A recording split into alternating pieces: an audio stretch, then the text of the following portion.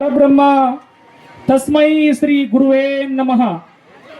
ಎನ್ನ ಆರಾಧ್ಯ ದೈವ, ಎನ್ನ ಬಾಳಿನ ಬೆಳಕಾಗಿರುವಂತಹ ಕಾರ್ಬಲ ಎಂಬ ಧಾರ್ಮಿಕ ಕ್ಷೇತ್ರದ ಅಧಿಪತಿಯೂ ಆಗಿರುವಂತಹ ಗೋನವಾರವೆಂಬ ಪುಣ್ಯಕ್ಷೇತ್ರದ ಕ್ಷೇತ್ರ ಪಾಲಕರೂ ಆಗಿರುವಂತಹ ಚಿರುತುಪಲ್ಲಿ ಎಂಬ ಸುಕ್ಷೇತ್ರದ ಒಡೆಯರೂ ಆಗಿರುವಂತಹ ಸದ್ಗುರು ಅಬ್ಬಾಸ್ ಅಲಿ ತಾತನವರನ್ನು ಎನ್ನ ಹೃದಯ ಮಂದಿರದಲ್ಲಿ ಸ್ಮರಿಸಿಕೊಂಡು, ಶರಣರತಿಗಳನ್ನು ಎನ್ನ ಅಂತರಂಗದಲ್ಲಿ ಸ್ಮರಿಸಿಕೊಂಡು, ಶರಣರ ಸುಕ್ಷೇತ್ರದ ಪಶ್ಚಿಮ ಭಾಗದಲ್ಲಿರ್ತಕ್ಕಂಥ ಬುಡುಮಲದೊಡ್ಡಿ ಆಂಜನೇಯ ಸ್ವಾಮಿಯನ್ನು ಎನ್ನ ಹೃದಯ ಮಂದಿರದಲ್ಲಿ ಧ್ಯಾನಿಸುತ್ತಾ, ಶರಣರ ಸುಕ್ಷೇತ್ರದ ಉತ್ತರ ಭಾಗದಲ್ಲಿರ್ತಕ್ಕಂಥ ಆದಿಶಕ್ತಿ ಮಹಾಮಾಯೆ ಜಗನ್ಮಾತೆ ಜಗಜನನಿ ಲೋಕಮಾತೆಯಾಗಿರ್ತಕ್ಕಂಥ ಅರಳೆ ಬಂಡಿ ಅಂಬಾದೇವಿಯನ್ನು ಸ್ಮರಿಸಿಕೊಂಡು, ಶರಣರ ಸುಕ್ಷೇತ್ರದ ದಕ್ಷಿಣ ಭಾಗದಲ್ಲಿರುವಂತಹ ಶ್ರೀ ಉರ್ಕುಂದಿ ಈರಣ್ಣ ಸ್ವಾಮಿಯನ್ನು ಎನ್ನ ಅಂತರಾತ್ಮದಲ್ಲಿ ಸ್ಮರಿಸಿಕೊಂಡು,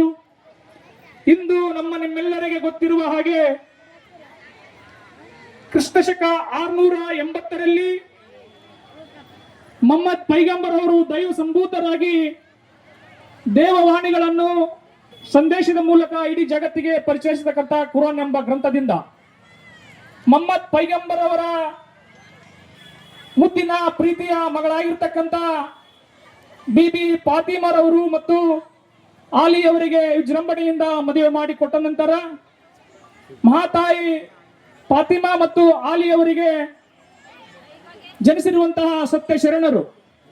ಅಂದು ಖಲೀಫನ ಸ್ಥಾನ ಮೊಹಮ್ಮದ್ ಪೈಗಂಬರ ವಂಶಸ್ಥರಿಗೆ ಬರಬೇಕಾಗಿತ್ತು.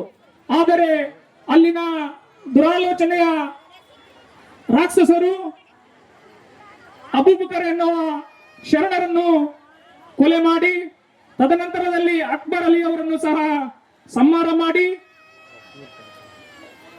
ಇಮಾಮ್ ಹಸೇನ್ ತಾತನವರನ್ನು ಸಹ ಖಲೀಫನ ಸ್ಥಾನಕ್ಕೆ ಬರುತ್ತಾರೆ ಎಂದು ತಿಳಿದು ಅವರಿಗೂ ಸಹ ಊಟ ಮಾಡುವ ಅನ್ನದಲ್ಲಿ ವಿಷ ಪ್ರಾಶನ ಮಾಡಿ ಹಸೇನ್ ಸಾಹಿಬರನ್ನು ಸಹ ಕೊಲೆ ಮಾಡುತ್ತಾರೆ. ತದನಂತರದಲ್ಲಿ ಯಜೀದನೆಂಬ ದೊರೆ ಅಲ್ಲಿನ ಆಡಳಿತಕ್ಕೆ ಖಲೀಫನಾಗಿ ಅಲ್ಲಿನ ಹೆಣ್ಣು ಮಕ್ಕಳಿಗೆ ಮತ್ತು ಜನರಿಗೆ ಆತನ ಆಡಳಿತದಿಂದ ಬೇಸತ್ತು ಇಮಾಮ್ ಹುಸೇನರನ್ನು ಮತ್ತು ಅಬ್ಬಾಸ್ ಅಲಿ ಶರಣರನ್ನು, ಕಾಸಿಮಾ ದುಲ್ಲರನ್ನು, ಅಲಿಯವರನ್ನು ದಯಮಾಡಿ ಈತನ ಆಡಳಿತದಿಂದ ನಮ್ಮನ್ನು ಹೇಗಾದರೂ ಮಾಡಿ ಪಾರು ಮಾಡಿ ಅಂತೇಳಿ ಪರಿಪರಿಯಾಗಿ ವಿನಂತಿ ಮಾಡಿಕೊಂಡಾಗ ಇಮಾಮ್ ಹುಸೇನರು 72 ಅನುಯಾಯಿಗಳೊಂದಿಗೆ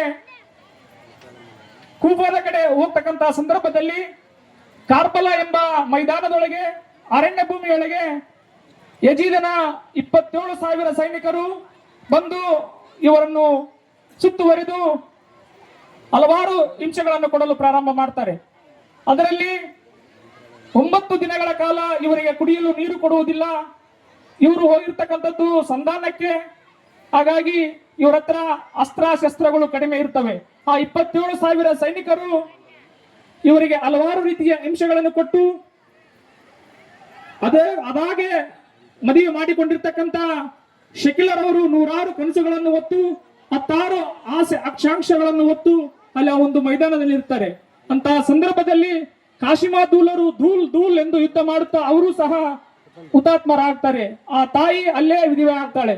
ಇನ್ನು ಅಸಗ ಎನ್ನುವ ಚಿಕ್ಕ ಮಗು ಸಹ ಕುಡಿಯುವ ನೀರು ಎಂದು ಬಳಲಿ ಆ ಮಗು ಸಹ ಅಲ್ಲೇ ಹುತಾತ್ಮರಾಗುತ್ತೆ.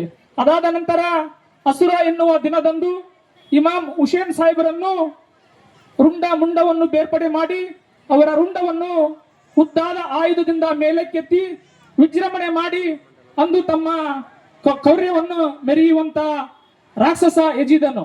ಅದರ ನೆನಪಿಗಾಗಿ ಈ ಒಂದು ಮೊಹರಂ ಹಬ್ಬವನ್ನು ದುಃಖದ ಹಬ್ಬ ಆದರೂ ಸಹ ನಾವುಗಳು ಸಡಗರದಿಂದ ಸಂಭ್ರಮದಿಂದ ವಿಜೃಂಭಣೆಯಿಂದ ಆಚರಣೆ ಮಾಡ್ತಾ ಇದ್ದೀವಿ.